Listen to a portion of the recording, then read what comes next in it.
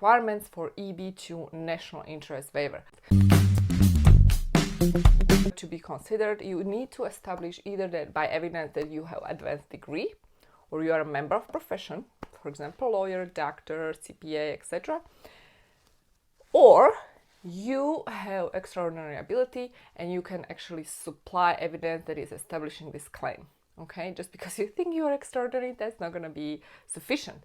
So one of these two, either advanced degree or extraordinary. Number two, moving on, you have to establish that you are well positioned to carry on this proposed endeavor. So what this means is that you have the skills, you have the qualification, you have the talents, you have the experience, you have the knowledge, you are the great deal, you are the special person, and only you, because you are well positioned, because all of that, to carry on this endeavor, right? So just because you're doing something, right, for example, you're doing research and it is definitely national importance, there is definitely national importance in your research, but maybe you're not really good researcher and maybe you are not well positioned to carry on this endeavor and you will be challenged, right? Or maybe you're doing something where you actually are well positioned, but whatever you do is no biggie for United States and you won't be approved, okay? So you have to establish both. It has to have substantial merit, it has to have national importance, and then you have to be well positioned to carry on this endeavor. Typically, the third prong is easy to establish because you have to establish in the third prong that it would be impractical for you to obtain the labor certification, and it would be highly difficult, or even if there are other workers available, you're still not going to really negatively impact the market. So what do I mean by that? Typically, you have to secure the labor certification in order to be eligible, right, for EB2 green card.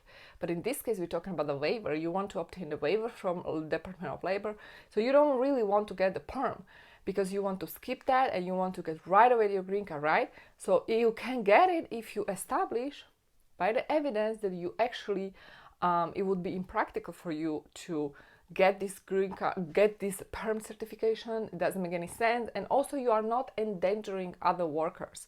You're not endangering other people in the market. Other people, we're talking about US citizens who need this position, right?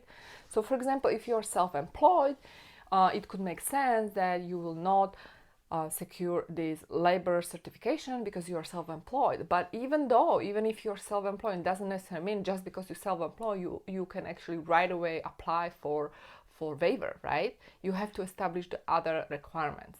So it's a fairly complex procedure and it's a fairly complex case.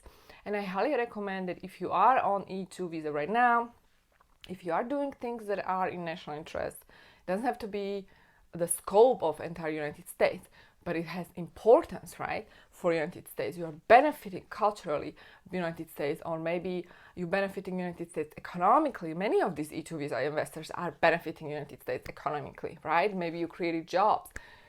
And that is how you can actually establish that importance, national importance.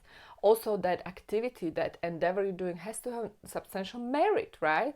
And also you need to be well positioned. So if you're somebody who is just pretending to be well positioned, or you're just claiming without evidence, that's not going to be enough. You have to submit evidence and prove that you are well positioned. Doesn't necessarily mean that you have to have awards, right? Anything like that. Well, for example, recommendation letters will definitely help, but not necessarily, because these recommendation letters, they are advisory, right? So the value, in my opinion, has a real evidence that is actually proving that you are well positioned, and it can be any kind of evidence. That's why it requires creativity and good lawyer to help you out.